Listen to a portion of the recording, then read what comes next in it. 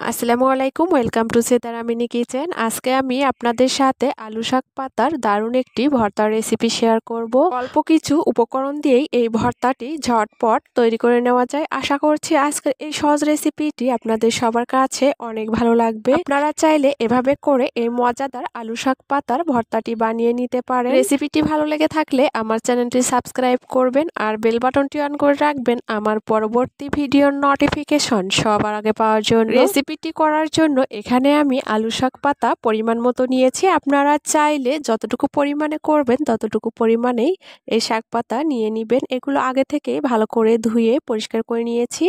আর সাথে নিয়েছি কাঁচা আর পাকা মরিচ। আপনারা চাইলে শুকনা মরিচ দিয়েও এই ভর্তাটি করে নিতে পারেন। আর নিয়েছি রসুন পরিমাণ মতো আর পেঁয়াজ।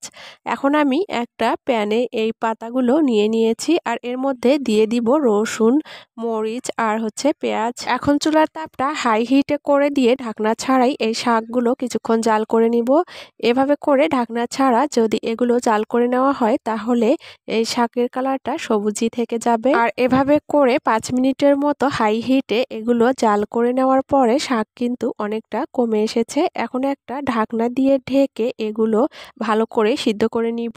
আর এখানে কোনো এক্সট্রা পানি দেওয়া লাগবে না। শাক থেকে যে পানিটা উঠে এসেছে সেই পানি দিয়েই এই শাকগুলো সিদ্ধ হয়েছে। আপনাদের যদি পানির প্রয়োজন হয় তাহলে আপনারা একটু পানি দিয়ে সিদ্ধ করে নেবেন। আর এই ভর্তাটি আজকে আমি বাটনায় বেটে করব। আপনারা চাইলে শিলপাটাতেও করে নিতে পারেন, আবার চাইলে ব্লেন্ডারেও করে নিতে পারেন। এখন এর মধ্যে স্বাদ মতো লবণ দিয়ে এগুলো বাটনাতে বেটে ভর্তা করে নিব। একটু সময় নিয়ে সুন্দরভাবে বাটনাতে বেটে এই ভর্তাটি আমি করে নিয়েছি। এখন এর মধ্যে দিয়ে দিব পরিমাণ মতো সরিষার তেল আর কাঁচা পেঁয়াজ কুচি। আপনারা চাইলে কাঁচা পেঁয়াজ আর তেলটা বাদ দিতে পারেন, তবে এই ভর্তার মধ্যে যদি এভাবে করে কাঁচা পেঁয়াজ আর তেল দেওয়া হয় তাহলে খেতে কিন্তু দারুণ হয়। এখন সবকিছু একসাথে ভালো করে মাখিয়ে নিব। আমি সবকিছু একসঙ্গে ভালো করে মাখিয়ে নিয়েছি। আর এরই মাঝে তৈরি হয়ে গেল আলু শাক পাতার এই মজাদার ভর্তার রেসিপিটি। আপনারা যদি চান এর সঙ্গে একটু ধনিয়া পাতা অ্যাড করতে পারেন, তবে এখানে আমি ধনিয়া পাতা দিচ্ছি না। আর আপনারা দেখেই হয়তো